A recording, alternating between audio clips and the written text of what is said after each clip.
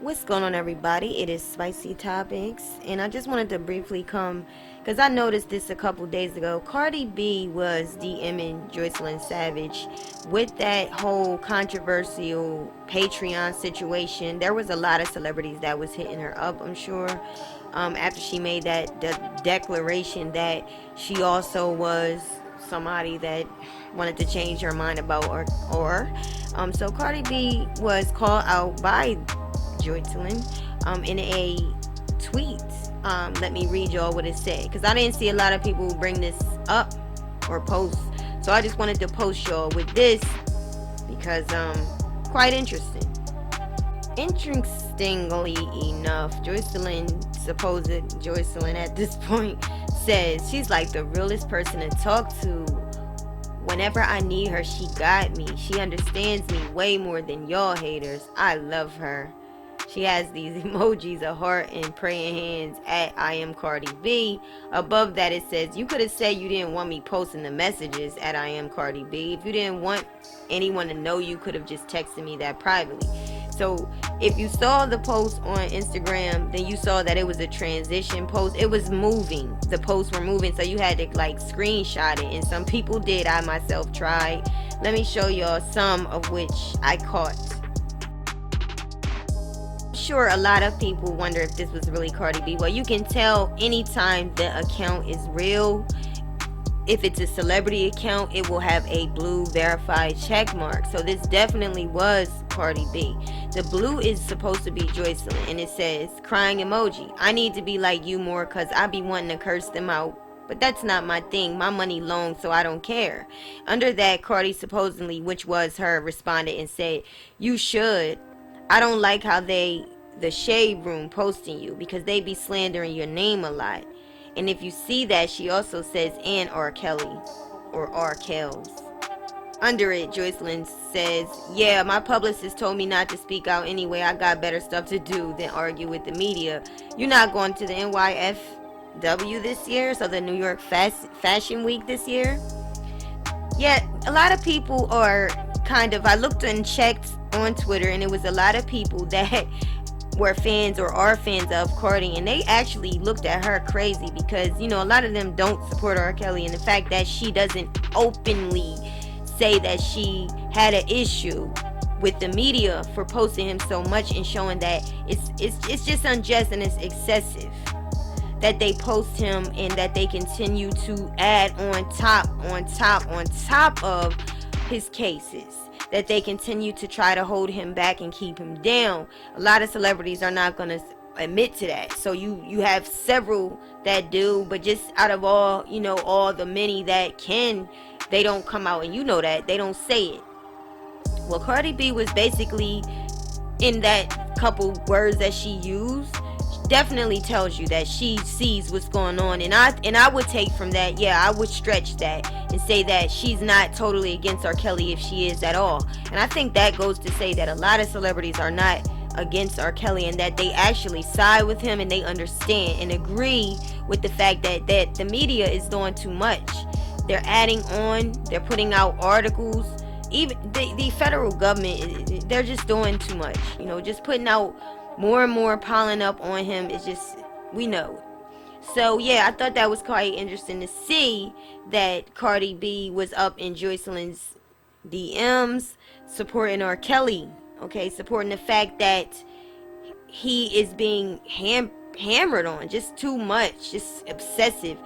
Even if you look now at what they're posting about Rick James and James Brown, these two men are gone. They're passed away. The thing about Rick James is that there was supposed to be a 15-year-old that stated she was taken, we're just going to say taken advantage of by Rick James back in 1979 at a group home. Says that she was taken, you know what I'm trying to say. And what we are not understanding, we as in some of us, we're not understanding, why are you picking on people, black people that are dead? Like, they're not even here. And I like how Dr. Boyce Watkins put it. If you're going to go back that far, then just go back. You know, go back to where it started from. There was a lot of there was a lot of other races of people that was out there taking advantage of black people, raping and doing too much. So yeah, if you're gonna open up that box, you might as well, go from where it started from. Don't just go back. And again, they're just having a good time, only calling out a set group of people for things. And it was crazy, but Cardi B actually understood that, and it was definitely her account. That can't be argued. But I saw that the media really didn't call that out. They seem to support anybody but us, to be honest with you. And it's really a lot to deal with. It's a lot to deal with. Sometimes I just find myself not even wanting to speak on this stuff, because it's very, very disheartening and unsettling, and it's just disruptive to me, man. It just stresses me out to think and to see how they doing R. Kelly. They doing a lot of men, but the men's skin color is the reason why they doing it. And the fact that Snoop Dogg apologized to Gayle, I was just like set back with that one. Like, you had all of our support. You actually had people coming together, and you go back on what you did. It like cancels everything you stood for in the beginning. The fact that you apologized, like even if you were right, you was wrong in that sense, because your whole point was to stand for something, and when you apologize, it just let everybody see that you still are under control, and you still can't stand. You can't stand. So yeah, I just, like I said, it just struck me. It's not a bad thing to me that Cardi B was actually saying what she said, because it let me know that there's a lot of other celebrities in higher positions that feel the same way, but they're just not speaking on it. And I can't say that I don't blame them if they speak on it. I do say that they're scared and weak for not speaking how they really feel when they can speak about everything else. Why can't you speak about that? Because it's not the popular thing to do, and because if they do it, they will lose. They'll lose money, they'll lose maybe endorsement deals, they'll lose respect in the industry. So yeah, a lot of them choose not to say anything, but at the same time, keeping quiet, it's just like you're controlled, and you don't have your own authority. So yeah, yo, I thought that was very interesting. Let me know what y'all think about that. Did y'all see that, and how you feel about the fact that they are trying to bring up something that probably didn't happen or could have happened with Rick James? He has passed away. He has been for some time now, and the fact that somebody's coming up saying when she was 15, which this was back in 1979, that she was taken advantage of by Rick James.